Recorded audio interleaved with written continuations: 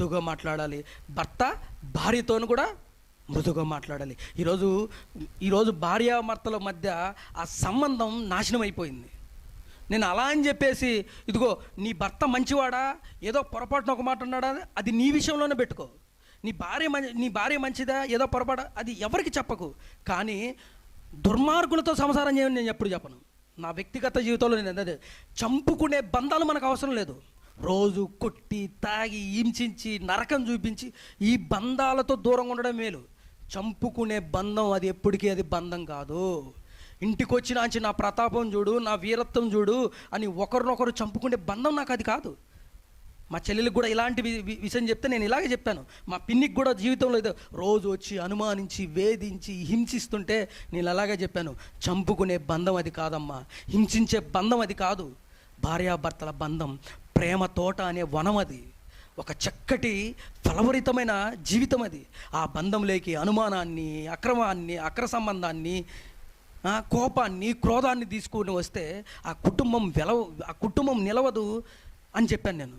నేను ఎన్ని చెప్పినా కూడా వద్దు అటువంటి కొన్ని రోజులు దూరంగా ఉండమని చెప్తే, లేదు నేను ఏమైపోతానో, నాకు పిల్లలు ఏమైపోతారో అని చెప్పి వాని దగ్గరికి వెళ్ళిపోయింది. నేను చెప్పిన వారానికి ఉరిపెట్టి చంపేశాడు వాడు. అటువంటి ప్రాణాలు తీసే బంధాల గురించి నేను మాట్లాడలేదు. మంచివారా, నీతిమంతులా, అటువంటి గురించి మనం బైబిల్ పరంగా మాట్లాడుతున్నాం. బయట వ్యక్తులతో మనకు సంబంధం లేదు.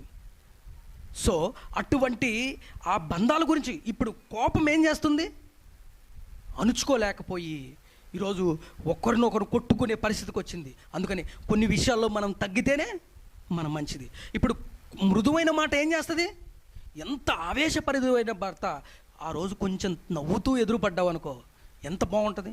మా నాన్న ఎంత ఆవేశపడినా మా అమ్మ నవ్వుతూ సమాధానం నేను ఎన్నోసార్లు చూశాను.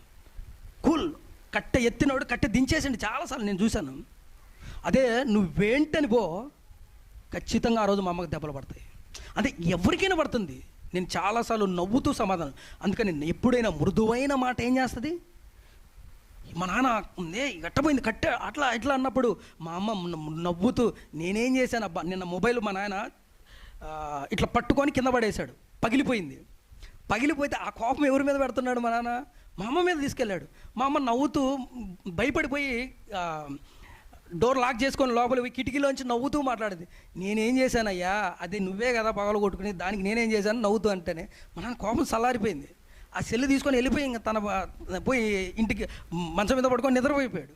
సో ఒక నవ్వుతూ మనం మాట్లాడామంటే ఎంతలా కోపాన్నైనా కూడా